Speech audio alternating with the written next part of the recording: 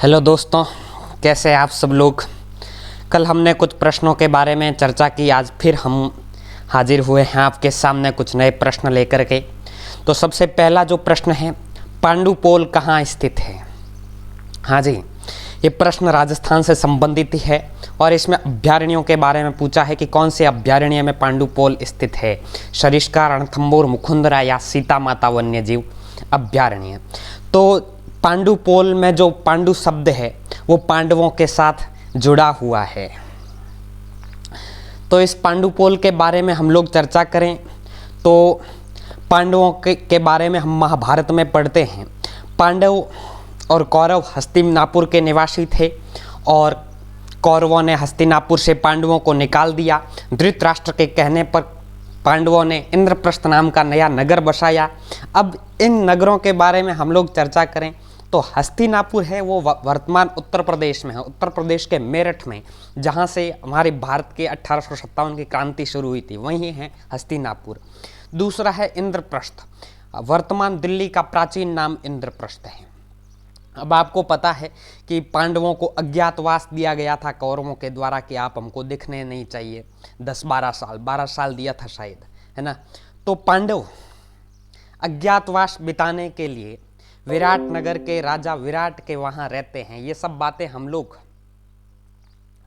पढ़ते हैं। तो ये विराट नगर का राजा विराट कहाँ का था? ये हमारे राजस्थान का था, राजस्थान में जयपुर का था। इसके बारे में हम लोग चर्चा करने वाले हैं, इसलिए बिल्कुल श्योर हो जाइए। मैं एक एक स्थान आपको बताने वाला हूँ। तो ये हमारे विराट नगर, जो विराट नगर है वो हमारे जयपुर में है। तो जो पांडव आए वो अलवर से होकर के जयपुर में आए, यानी अलवर और जयपुर दोनों एक दूसरे से जुड़े हुए हैं। तो अलवर में पांडुपोल स्थित है। अलवर में जो पांडव था भीम, उसने हिडिंब नाम के राक्षस से युद्ध किया और उसके बाद एक जगह गदा का प्रहार किया और वहीं पर एक दरवाजा बन गया, पहाड़ का दरवाजा बन गया। ये देखो, इस तरह का दरवाजा बन गया और इसी को पांडुपोल के नाम से जाना जाता है। अच्छा, तो प्रश्न पूछा गया है कौन से वन्य जीव अभ्यारण्य में है। अलवर में एक वन्य जीव अभ्यारण्य है, वो है सरिस्का वन्य जीव अभ्यारण्य। और सरिस्का वन्य जीव अभ्यारण्य में ये पांडुपोल स्थित है और इसके पास में पांडुपोल हनुमान जी का मंदिर भी है। अच्छा, हनुमान जी का मंदिर कहाँ से आया? तो कहते हैं कि भीम को अपने आप पर बहुत ज़्यादा गर्व था कि मैं मतलब इतना मजबूत हूँ कि किसी को भी हरा सकता हूँ।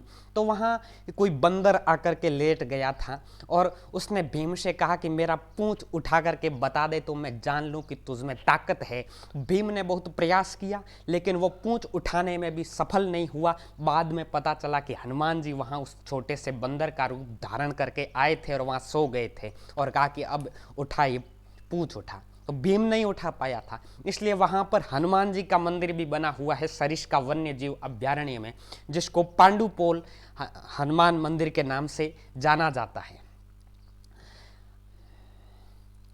अब मैं थोड़ी सी सरिस्का वन्य जीव अभ्यारण्य की स्थिति बताता हूं कि राजस्थान में किस जगह पर स्थित है और कैसा दिखाई देता है ऊपर से देखने पर। राजस्थान के अलवर जिले में तो है ही, लेकिन ऊपर से कैसा दिखाई देता है शायद चल जाए, भगवान करे कि ये चल जाए। मैं लेकर के तो आया हूँ धरती के मैप पर। तो ये हमारी धरती है और धरती में ये हमारा अलवर है। तो अलवर ये हमारा राजस्थान और ये राजस्थान में अलवर है। और अब इस अलवर में है सरिस्का वन्य जीव अभ्यारण्य। अलवर के आगे यह हरियाणा की सीमा है ना। तो इस अलवर में है सरिस्का वन्य जीव अभ्यारण्य। तो ये भी मैं आपको बताने की कोशिश करता हूं और शायद आपको लग रहा होगा कि हम लोग बिल्कुल सरिस्का वन्य जीव अभ्यारण्य में ही खड़े। ये है सरिस्का वन्य जीव अभ्यारण्य और यहीं पर है पांडुपोल। ये देखना आप, पांडुपोल हनुमान जी का मंदिर तो इसमें दिखाई भी दे रहा है। तो यहीं पर है पांडुपोल हनुमान जी का मंदिर और उसी के पास में पांडुपोल बनी हुई है। अब पांडुपोल हनुमान मंदिर बिल्कुल आपको ऊपर की तरफ दिखाई दे रहा होगा, सबसे ऊपर। तो यह है सरिस्का वन्य जीव अभ्यारण्य और इसकी वो स्थिति जो सैटेलाइट के माध्यम से दिखाई देती है वो इस प्रकार है।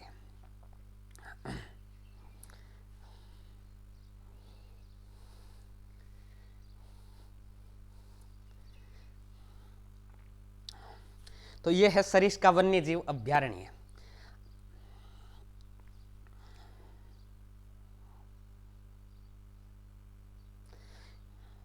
अब ये देखो, यहां पर सरिस्का वन्य जीव अभ्यारण्य के अंदर की स्थिति है, दूर रहना कहीं खा न जाए आपको। तो सबसे पहले इसके अंदर की बात करें तो ये टाइगर रिजर्व है। सरिस्का वन्यजीव अभ्यारण्य की स्थापना 1955 में हुई। 1978 में इसे टाइगर रिजर्व घोषित किया। हमने राजस्थान के राष्ट्रीय उद्यानों के बारे में चर्चा की। राजस्थान में 3 राष्ट्रीय उद्यान है, रणथंभौर राष्ट्रीय उद्यान, केवलादेव राष्ट्रीय उद्यान और मुकुंदरा हिल्स राष्ट्रीय उद्यान। उसी प्रकार राजस्थान में 3 टाइगर रिजर्व है। उन टाइगर रिजर्व के बारे में बात करें तो Ranthambore tiger reserve, Sariska tiger reserve और मुकुंदरा हिल्स टाइगर रिजर्व, ये 3 टाइगर रिजर्व है। उनमें एक टाइगर रिजर्व है ये सरिस्का टाइगर रिजर्व, और यहाँ पर हरे कबूतर पाए जाते हैं। अब ऊपर आपको दिखाई दे रहा होगा कोने में, आप सोच रहे होंगे कि ये पैरट है, तोता है। तोता नहीं है, ये कबूतर है। तो ये सरिस्का वन्यजीव अभ्यारण्य में हरे कबूतर पाए जाते हैं, और इन हरे कबूतरों को देखने के लिए लोग दूर दूर से आते हैं। और इसके अलावा यहाँ पर भर्तृहरि की तपस्या स्थली भी है सरिस्का वन्यजीव अभ्यारण्य में। नलदेश्वर नीलकंठ महादेव का मंदिर, ये सामने आपको मंदिर भी बना हुआ दिखाई दे रहा होगा। तो यहाँ नलदेश्वर नीलकंठ महादेव का मंदिर भी बना हुआ है। तो ये सारी सरिस्का वन्यजीव अभ्यारण्य की स्थिति हम लोगों ने जानी। इनके अलावा और भी देखो ये चीजें पाई जाती है। एक तो महाराजा भर्तृहरि की तपोस्थली, दूसरा हनुमान जी की शयन मुद्रा वाला मंदिर पांडुपोल, जो अभी हमें मैप में भी दिखाई दे रहा था। एक और है गढ़ राजौर का जैन मंदिर, पारासर आश्रम है, और नलदेश्वर नीलकंठ का शिव मंदिर है। ये सरिस्का वन्यजीव अभ्यारण्य के बारे में पूरी बातें 1955 में स्थापना हुई थी, और 1978 में इसे टाइगर रिजर्व घोषित किया गया था। और बाघों की वजह से है, यानी ये बाघों के लिए प्रसिद्ध है। हरे कबूतर यहाँ पाए जाते हैं। अब देखो है कहाँ पर, ये पूरा राजस्थान का मैप आपके सामने है, और इसमें ये है अलवर जिला। इस अलवर जिले में है सरिस्का टाइगर रिजर्व। अब आप इसकी सीमा को देख सकते हैं, इसकी सीमा जयपुर के साथ लगती है। तो यहाँ जयपुर में क्यों बता रहा हूँ बार बार, क्योंकि पांडव अलवर से होकर यहाँ जयपुर आए थे, और जयपुर में विराटनगर नाम की जगह पर रहे थे। और विराटनगर नाम की जो जगह है उसको वर्तमान में बैराट के नाम से जाना जाता है। यहाँ पर कुछ समय के लिए पांडव रुके थे, उन्होंने अज्ञातवास का समय बिताया था विराटनगर के राजा विराट के यहाँ।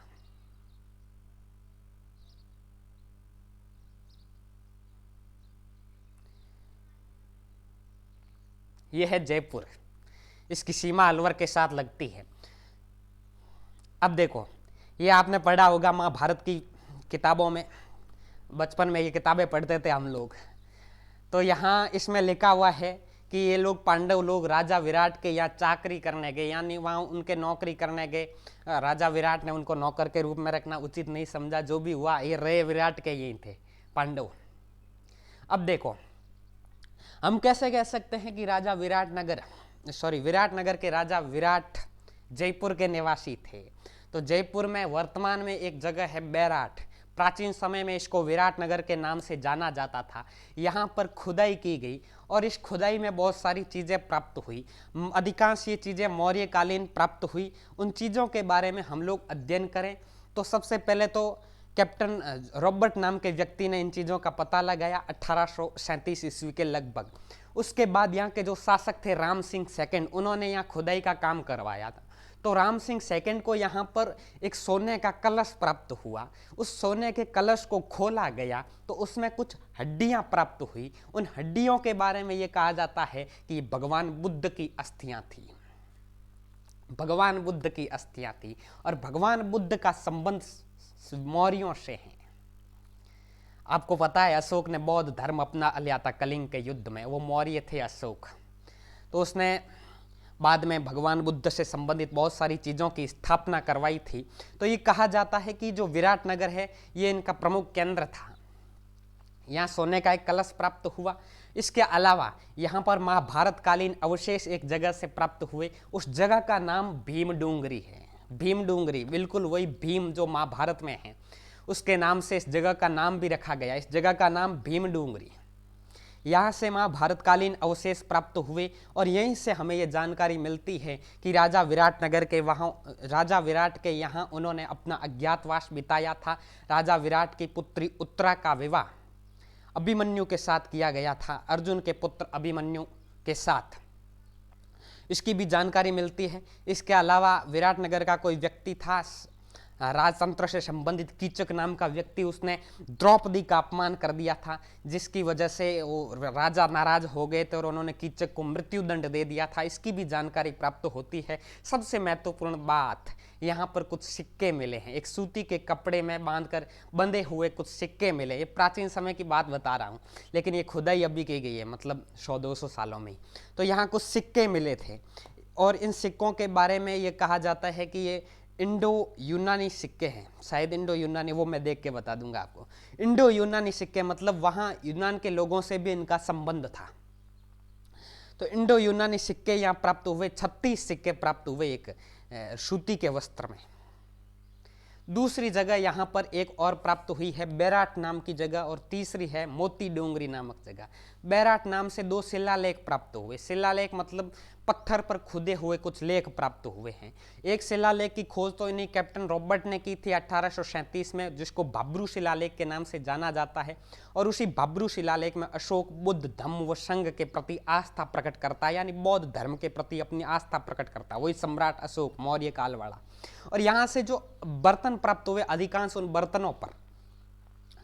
उन बर्तनों पर मौर्य शब्द उल्लेखित है। दूसरी बात, इस सभ्यता से जो बर्तन प्राप्त हुए बहुत चमकीली काली मिट्टी के बर्तन प्राप्त हुए हैं। इस बैराट सभ्यता, इसको बैराट सभ्यता कहा जाता है। यहाँ जो खुदाई की गई उस प्राचीन सभ्यता को बैराट सभ्यता के नाम से जाना जाता है। तो यहाँ जो सिक्के प्राप्त हुए थे वो इंडो यूनानी नहीं है, इंडो ग्रीक शैली के हैं। और इनके अलावा एक स्थान और है गणेश डूंगरी। गणेश डूंगरी से भी कुछ चीज़ें प्राप्त हुई। मुगल कालीन सिक्के गणेश डूंगरी से प्राप्त हुए। 4 शंख जैसी मूर्ति, वो बैल की मूर्ति प्राप्त हुई है, यानी बैल की मिट्टी की बनी हुई मूर्ति यहाँ से मिली है, जिसको बैराट बुल के नाम से यहाँ जाना गया है। अब दूसरा प्रश्न, श्री सरस्वती प्रकाश पुस्तकालय जो अलभ्य एवं दुर्लभ साहित्य का अप्रतिम खजाना है, इस कहाँ स्थित है? तो ये एक सरस्वती प्रकाश पुस्तकालय है, हमारे राजस्थान के सीकर जिले में स्थित है। सीकर के फतेहपुर नामक स्थान पर ये सरस्वती प्रकाश पुस्तकालय स्थित है। 1910 में इसकी स्थापना की गई थी कुछ लोगों के द्वारा। बाद में लगभग 1978 में यहाँ पर बहुत ज़्यादा बरसात या बाढ़ की स्थिति आई, जिसकी वजह से वो भवन क्षतिग्रस्त हुआ। नवीन भवन में इसको स्थानांतरित किया गया और ये श्री सरस्वती पुस्तकालय का नवीन भवन है आपके सामने। यहाँ बहुत सारी प्राचीन पुस्तकें हमें देखने को मिलती है, लेकिन परीक्षा के लिए यही पूछा जाता है कि श्री सरस्वती प्रकाश पुस्तकालय कहाँ स्थित है? तो ये सीकर जिले के फतेहपुर नामक स्थान पर स्थित है। दूसरा प्रश्न, उडीक पुराण के लेखक कौन हैं? उडीक पुराण एक कोई किताब होगी, उसके लेखक है चंद्र प्रकाश देवल, और उनकी इस रचना के लिए चंद्र प्रकाश देवल को 2004 में एक अवार्ड भी दिया गया था। सूर्यमल मिश्रण अवार्ड इनको दिया गया था 2004 में। हालांकि चंद्र प्रकाश देवल के बारे में कोई खास जानकारी प्राप्त नहीं होती, इसलिए हम लोग सूर्यमल मिश्रण के बारे में ही चर्चा कर लेते हैं कि आखिर इनके नाम से यह अवार्ड क्यों दिया जाता है। सूर्यमल मिश्रण का जन्म 1815 में हुआ था। यह डिंगल भाषा के प्रकांड विद्वान थे, बहुत सारी रचनाएं इन्होंने की थी, और ये बूंदी के हिरणा नामक गाँव में इनका जन्म हुआ था। और बूंदी के एक शासक थे राम सिंह, उनके ये दरबारी थे। राम सिंह के आश्रित विद्वान थे ये सूर्यमल मिश्रण, और बिल्कुल 10 साल की उम्र में ही इन्होंने एक ग्रंथ लिख दिया, राम रंजाट नाम का ग्रंथ इन्होंने 10 साल की उम्र में लिखा। ये बहुत बड़ी बात होती है कि 10 साल का बच्चा एक साहित्यिक कृति की रचना करता है, वो बहुत बड़ी बात है। तो 10 साल की उम्र में इन्होंने राम रंजाट की रचना की। राम रंजाट उनकी कृति का नाम है, उनकी रचना का नाम है। और ये दादू पंथ में विश्वास करते थे। स्वरूप दास कोई दादू पंथी साधु थे, उनके प्रति इनकी विशेष श्रद्धा थी। सूर्यमल मिश्रण ने सिर्फ राम रंजाट नहीं लिखी, बाद में बहुत सारी किताबें भी लिखी। बूंदी के शासक राम सिंह ने कहा कि आप हमारे वंश की रचना करो, वंश के बारे में लिखो, तो इन्होंने वंश भास्कर नाम की कृति की भी रचना की। 1857 की क्रांति के समय, लगभग उसी समय इन्होंने भारत के आंदोलनकारियों के प्रति आंदोलनकारियों में जोश और उत्साह का संचार करने के लिए इन्होंने वीर सतसई नामक कृति की रचना की। इनके अलावा बलवंत विलास नाम की कृति भी इनकी है। बहुत सारी कृतियों की रचना की। सूर्यमल मिश्रण हमारे राजस्थान के बहुत प्रकांड विद्वान रहे हैं, डिंगल भाषा के, बहुत सारी रचनाएं इनके द्वारा की गई थी। अब आगे का प्रश्न, सावन भादो महल किस दुर्ग में स्थित है? सावन भादो महल, सावन भादो महल हालांकि बहुत सारे हो सकते हैं, एक डीग में भी है, लेकिन यहाँ डीग का ऑप्शन नहीं है। 12 के कुल कुछ किलों का नाम यहाँ पर लिखा हुआ है। विलासगढ़ 12, शेरगढ़ दुर्ग 12, शाहबाद, नारगढ़। यहाँ इसमें लिखा हुआ है कि सावन भादो महल कहाँ स्थित है। तो यह एक किला बना हुआ है, ये 12 जिले में एक किला है। इस किले का नाम है शाहबाद दुर्ग। इस शाहबाद दुर्ग में एक महल बना हुआ है, उस महल का नाम है सावन भादो महल। शाहबाद दुर्ग की स्थिति को मैं आपको बताऊं तो ये स्थिति आपको अभी दिखाई देगी मैप में। हमारे राजस्थान के 12 जिले में है शाहबाद दुर्ग। चौहान वंशी व्यक्ति ने इसका निर्माण करवाया था। ये शाहबाद दुर्ग का सैटेलाइट मैप है, बिल्कुल ऊपर से सैटेलाइट से ये इस प्रकार से दिखाई देता है। इसमें जो महल बना हुआ है उसका नाम है सावन भादो महल। एक बार वापस 3D में बताने की कोशिश करता हूं, लेकिन अभी ये शायद चल नहीं रहा है।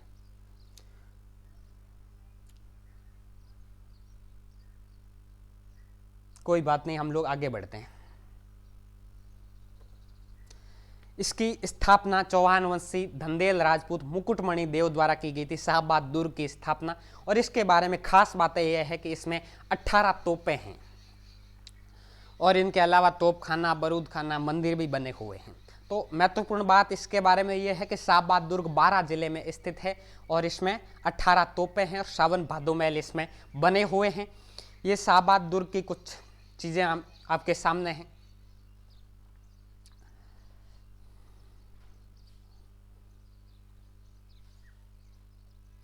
अगला प्रश्न, टोंक स्थित सोनारी कोठी का निर्माण किसने करवाया? तो टोंक में एक महल बना हुआ है, उसका नाम है सोनारी कोठी।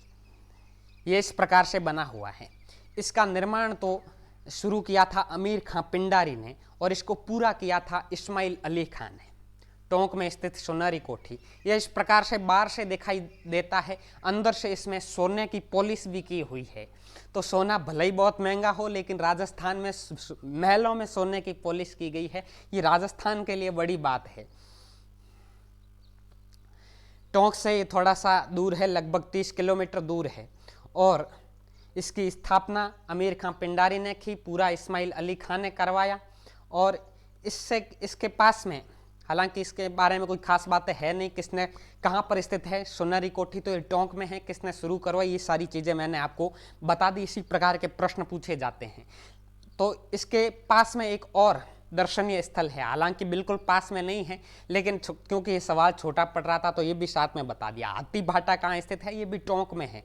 तो जब भी लोग जाते हैं उस सोनारी कोठी का दर्शन करने के लिए, तो साथ में इस हाथी भाटा को भी देखते हैं। और इसमें क्या है, एक पत्थर से हाथी बना हुआ, सिर्फ एक पत्थर को काट करके ही हाथी की मूर्ति बनाई गई है। हालांकि एक पत्थर को काट करके इस प्रकार की मूर्ति बनाना कोई छोटा काम तो नहीं है, बहुत बड़ा काम है, इसलिए ये दर्शनीय स्थल भी है।